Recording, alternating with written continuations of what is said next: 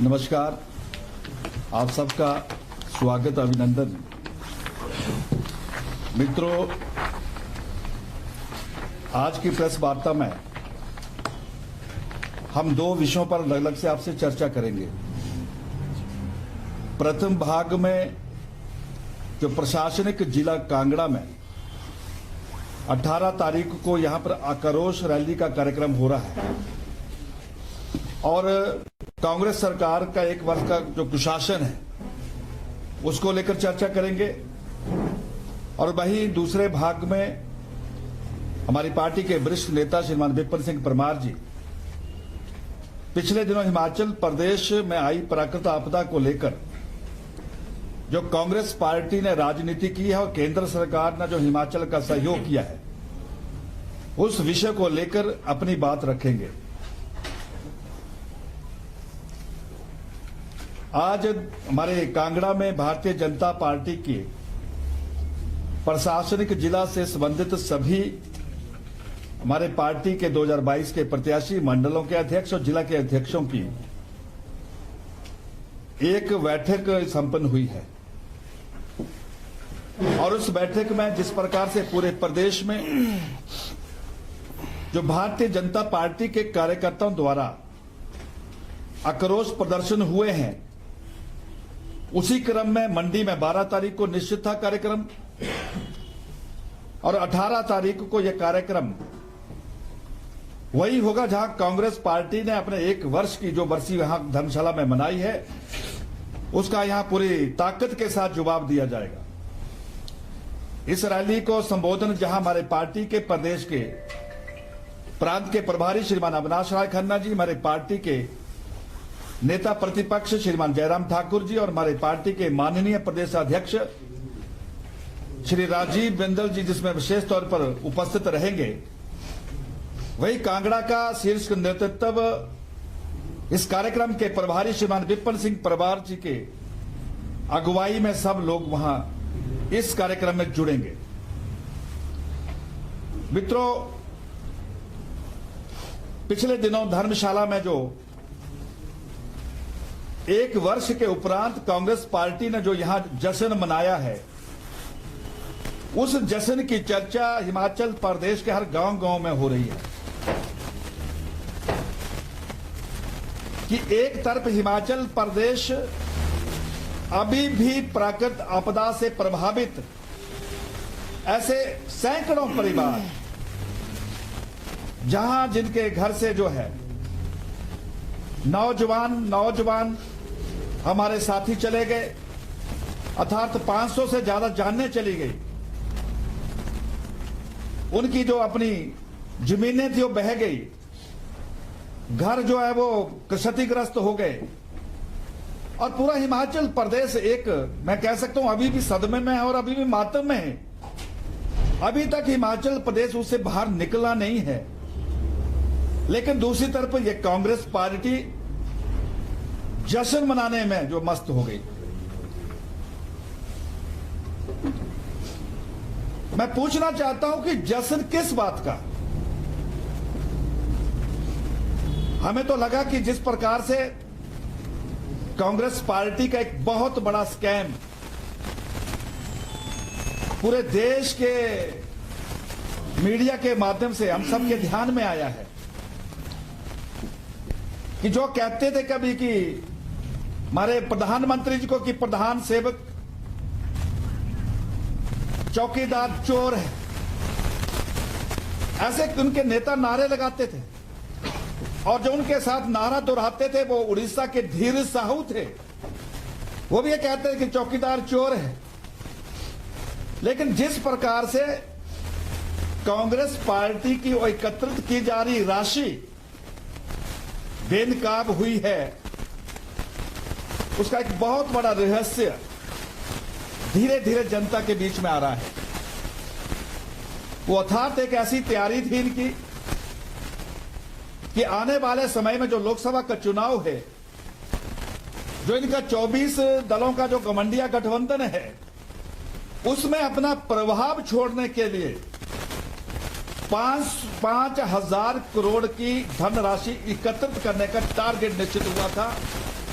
और इस समय अवधि भी निश्चित है कि 26 जनवरी को या 26 जनवरी तक इस राशि को जो है वो एकत्रित करेंगे, इस टारगेट को पूरा करेंगे। और जब इनसे जानना चाहा कि ये टारगेट कैसे पूरा होगा,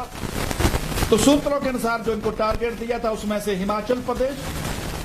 राजस्थान, छत्तीसगढ़, मध्य प्रदेश, कर्नाटक ऐसे राज्य थे जिनको उनके औसतन उनकी जनसंख्या के आधार पर यह टारगेट दिया गया था।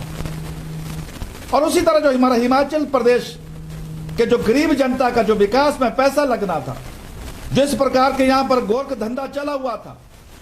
जो हिमाचल प्रदेश में जिस प्रकार का यहां भ्रष्टाचार चला हुआ था, चाहे वो तबादला उद्योग हो, चाहे वो टेंडर की जो है वो दलाली हो, चाहे वो हमारे मंत्री का कार्यालय भ्रष्टाचार का एक अड्डा हो, इस प्रकार से जो जितने भी मैं आपको ये पहलू बता रहा हूं, ये सारी की सारी राशि उड़ीसा जा रही थी। और इनको क्या पता था कि हम उड़ीसा में वहां पर छत्तीसगढ़ में नहीं आएंगे, इनको क्या पता था हम राजस्थान में नहीं आएंगे, और इनको क्या पता है कि हम मध्य प्रदेश नहीं आएंगे। लेकिन इनका सब का सब गणित जो वो धराशायी हो गया। और जब बुरा वक्त आता तो ऐसा आया कि जहां से इन्होंने संभावना रखी थी वो दरवाजे तो बंद हुए, लेकिन जहां से राशि इकट्ठी की गई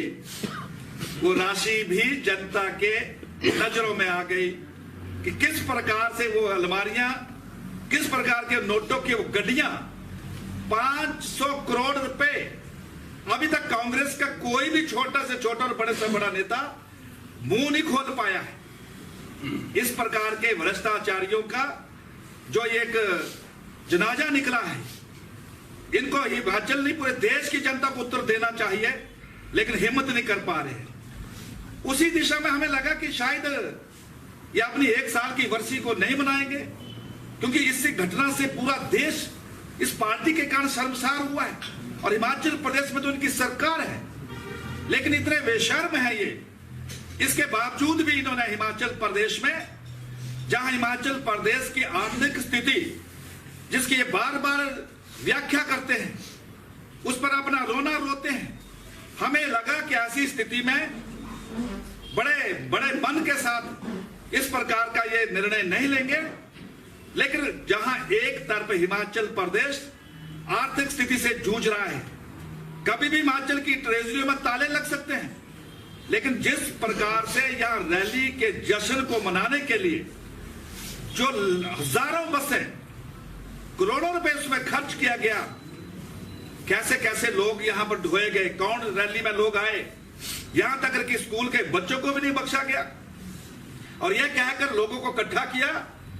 कि जिनके डंगे गए हैं, जिनके मकान क्षतिग्रस्त हुए हैं, जिनका नुकसान हुआ है, उनको धर्मशाला में जो है पैसे दिए जाएंगे। और लगा सबको कि जिस प्रकार से झूठी गारंटियों से लोगों को छला ठगा है कि लगा कि अगर कहीं हम धर्मशाला नहीं गए तो हमें वो पैसा नहीं मिलेगा, इस प्रकार से इन्होंने प्रचार प्रसार किया था। उसके बावजूद भी कितना टारगेट कर पाए, इसका अर्थ क्या है? इसका अर्थ यही है कि जनता का कांग्रेस सरकार से पूरी तरह मोह भंग हो गया है। 1 वर्ष का जो कुशासन रहा है उसको लेकर अगर मैं चर्चा करूंगा तो बहुत लंबी बात जो है मुझे यहां रखनी पड़ेगी, लेकिन कुछ शब्दों में मैं अपनी बात रखने का प्रयास करूंगा कि जिस प्रकार से सरकार के आते हुए संस्थान बंद किए, शायद इसका जश्न मनाया गया, जिस प्रकार से हिमाचल प्रदेश की 500 जाने प्रकृत आपदा से चली गई, इतने असंवेदनशील ये लोग हैं भी इस प्रकार के जश्न मनाने से जो अपने आप को बचा नहीं पाए। आज जो गरीबों की बात करते थे, आज डीपू की दालों का रेट पूछिए, आज सरसों का तेल का रेट पूछिए, आज सीमेंट की बोरी का रेट पूछिए। जिस प्रकार से इन्होंने गरीबों को चुन चुन कर जो है उन पर प्रहार किया है, ये शायद उसी का ही जश्न मना रहे थे। और इसी तरह शांत जैसे हिमाचल प्रदेश में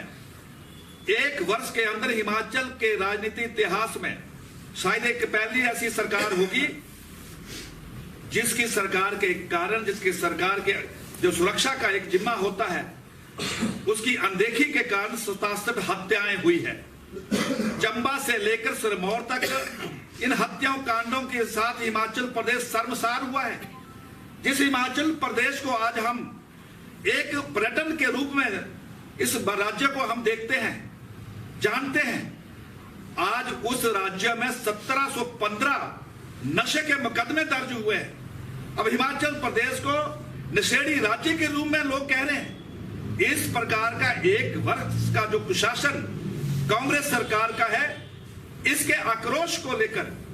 भारतीय जनता पार्टी 18 तारीख को पूरी ताकत के साथ यहां पर जवाब देने के लिए यहां पर आएगी। और जिसका नेतृत्व, जिनकी अगुवाई में यह कार्यक्रम हो रहा है, हमारे पार्टी के वरिष्ठ नेता श्रीमान विपिन सिंह परमार जी इसकी अगुवाई करेंगे। और पूरे जिला कांगड़ा के हर भूभाग से हमारे प्रदेश जिला के लोग यहां पर आएंगे।